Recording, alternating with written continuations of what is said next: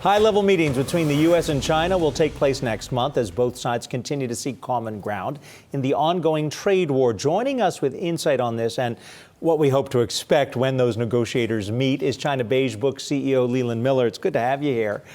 Thank you. So the president's saying you might get a deal sooner than you think. Of course, no details about that. Who has more urgency to make this deal based on what you're seeing in China, the Chinese or the United States? Well, you've got two different dynamics going on. On the one hand, the Chinese economy is not looking good. It's much weaker now than it was earlier in the year. I think this is missed when you keep talking about a Chinese slowdown.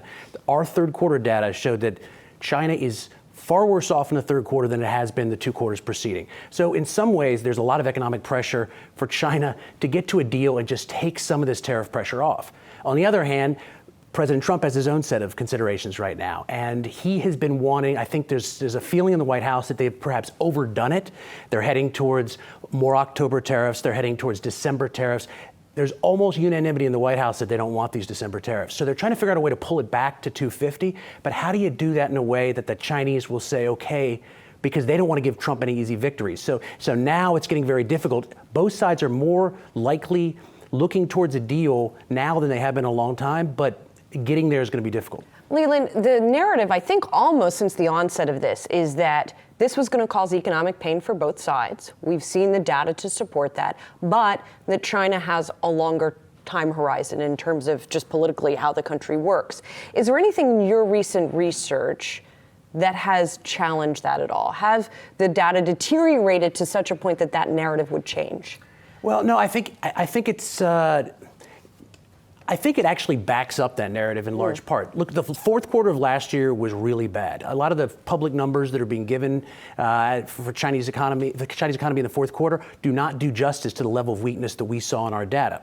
On the other hand, the Chinese made a decision during that fourth quarter that they are going to stimulate the economy in a much more active way than they're letting on right now. They haven't done big infrastructure investment, no question about that. But we're seeing firm borrowing at a 6-year high. We're seeing bond sales at the highest level we've ever seen in China Beige Book data. We've seen shadow banking come back. The last 2 quarters have been this surge of shadow banking.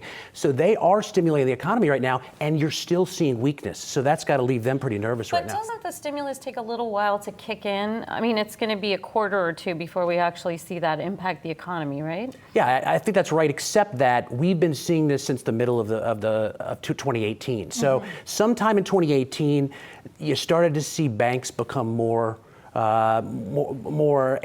provide more ample credit to the economy. And then as you started getting into the first quarter, the second quarter of 2019, you started seeing that go up yet another notch, and then you started seeing shadow banking expand. So yeah, I think that we haven't seen the full oomph from this, but at the same time, you're seeing a global trade recession, you're seeing a global manufacturing recession, you're seeing a domestic slowdown. So what they're doing is not going to be enough to keep their economy cushioned for very long. Well, Leland, I'm hearing from folks just waking up this morning that this impeachment inquiry adds more to the case for the Chinese to kind of wait this out and not get to a deal with China. But if you're saying the economy in China is weakening by the month, I mean, that throws cold water on the notion that an impeachment inquiry would delay the Chinese coming to the table. I mean, what's your stance on that? Well, this is why they call it 4-dimensional chess, because, yeah, you've got the Chinese economy weakening. Now, you have to see if this impeachment story has any legs. It'll take 48 hours, 72 hours for that to pan out.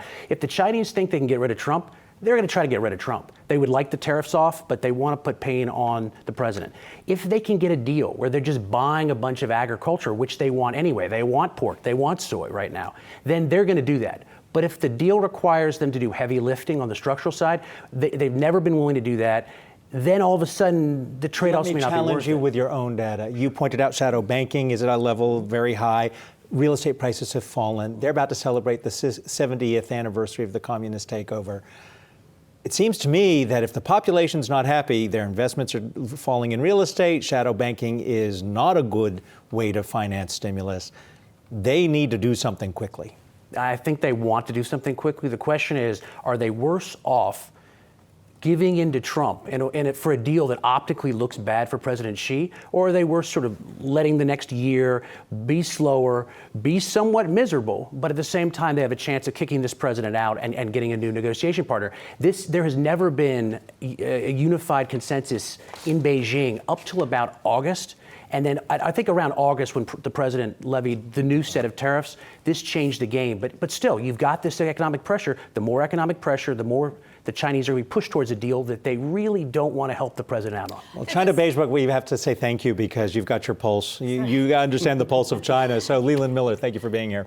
Pleasure. Hey investors, Zach Guzman here. Are you interested in learning more about the markets and getting the latest financial news? Well, then click right here to subscribe to our Yahoo Finance YouTube channel. Get the latest up-to-the-minute market analysis, big interviews in the world of finance, and information on how to manage your money every day wherever you are.